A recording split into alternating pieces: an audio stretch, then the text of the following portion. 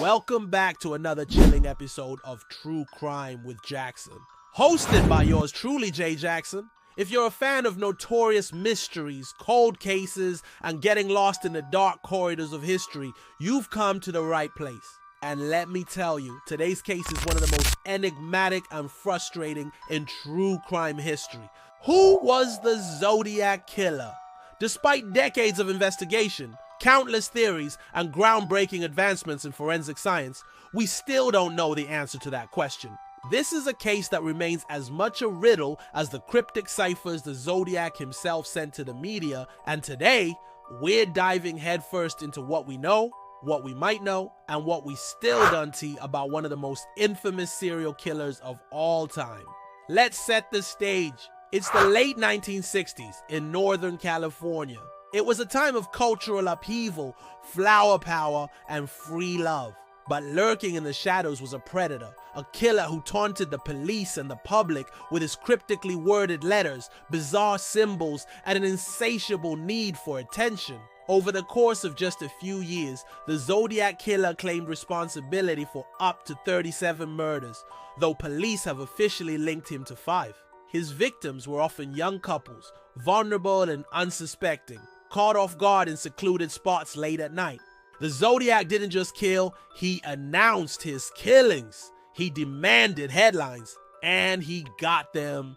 His first confirmed attack was on December 20th, 1968, when a young couple, David Faraday and Betty Lou Jensen, were gunned down in their car on a quiet road in Vallejo, California. Just months later, on July 4th, 1969, another couple, Darlene Ferrin and Mike Mageau, was attacked, again in a parked car.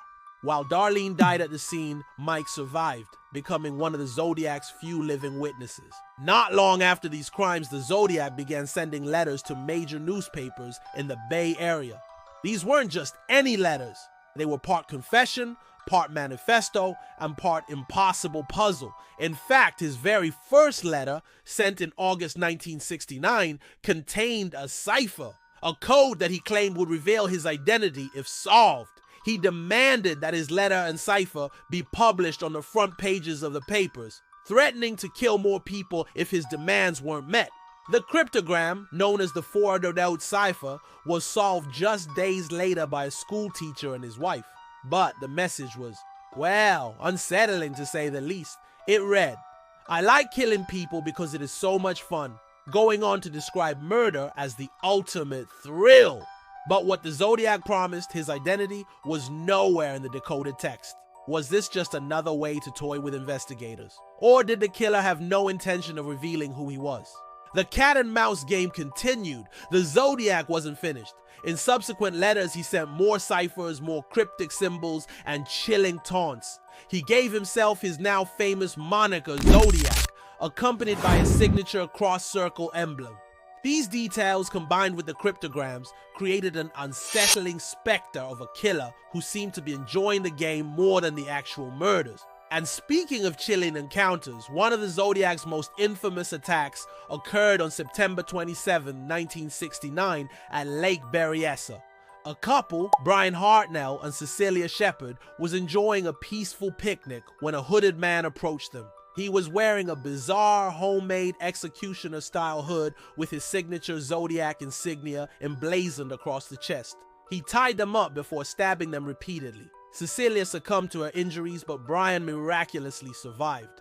The attack was unlike any of the previous ones, giving investigators reason to believe they were dealing with a killer who was not only calculating, but also creatively sadistic. By October of 1969, the Zodiac had claimed another victim, a cab driver named Paul Stein in San Francisco. This time, the murder occurred in an urban environment, unlike his previous attacks in more isolated areas. And here's what is so mind-blowing. The Zodiac himself claimed responsibility in a letter he sent to the San Francisco Chronicle not long after. The letter even included a piece of Paul Stein's bloody shirt as proof. And yet, despite these brazen confessions, the Zodiac was never caught.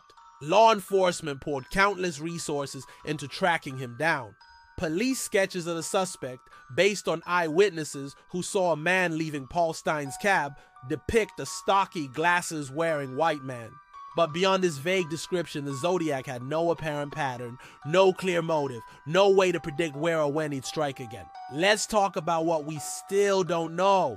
For starters, who was he? There's no shortage of theories. Over the years, there have been hundreds of suspects, each with varying degrees of plausibility. One of the most prominent suspects was Arthur Lee Allen, a man whose troubled history, proximity to the murders, and even some circumstantial evidence seemed to fit the profile. But Allen was never definitively tied to the murders, and he died in 1992. Another key suspect is a man named Lawrence Kane, who was identified by a survivor, Kathleen Johns, as matching the Zodiac's description. And then there's the so-called debut of Zodiac letter, linked to another suspect, Richard Gaikowski. But again, none of these men were ever proven to be the killer, beyond a shadow of a doubt. And then we have DNA. The big game changer in modern investigations. But here's the catch. While some partial DNA evidence was collected from the Zodiac as letters and envelopes, it's incomplete, and so far, it hasn't produced a match in any database. In 2021, a group of independent cold case investigators claimed to have identified the Zodiac Killer using advanced forensic techniques. They named a man named Gary Francis Post as their prime suspect, but this claim has been widely debated and remains unverified. And the ciphers? Out of the 4 cryptic puzzles the Zodiac sent, one, the famed 340 cipher, was only solved in 2020, over 50 years later. But once again, the message contained no name, no tangible clue to his identity. The other 2 ciphers remain unsolved to this day.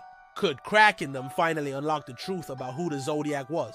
What's perhaps most haunting is the potential scope of his crimes. Remember, the Zodiac claimed 37 victims, but officially, only 5 have been confirmed. If he was telling the truth, then most of his murders remain unsolved, with families left wondering if their loved ones fell prey to this mysterious figure. Was he a prolific liar, inflating his crimes for the sake of infamy? Or have we only scraped the surface of his horrific spree? This case continues to capture the imagination of amateur sleuths, podcast hosts, cryptographers, and law enforcement alike. Could modern technology finally bring this decades-old case to a close? Or will the Zodiac Killer always remain a cipher himself, a puzzle with too many missing pieces? So, I'll leave you with this. Who do you think the Zodiac was? A loner fueled by rage and resentment? A sadistic genius who enjoyed bending the world to his whim? Or just an average person who walked among us unnoticed? Let me know in the comments. As much as we know, there's so much more we don't. The Zodiac Killer remains a shadow over the history of crime in America, a reminder of just how elusive and terrifying true evil can be. Thanks for joining me, Jay Jackson, on another riveting episode of True Crime with Jackson. Don't forget to like, subscribe, and hit the notification bell so you never miss an episode. Until next time, stay safe, stay curious, and keep questioning everything.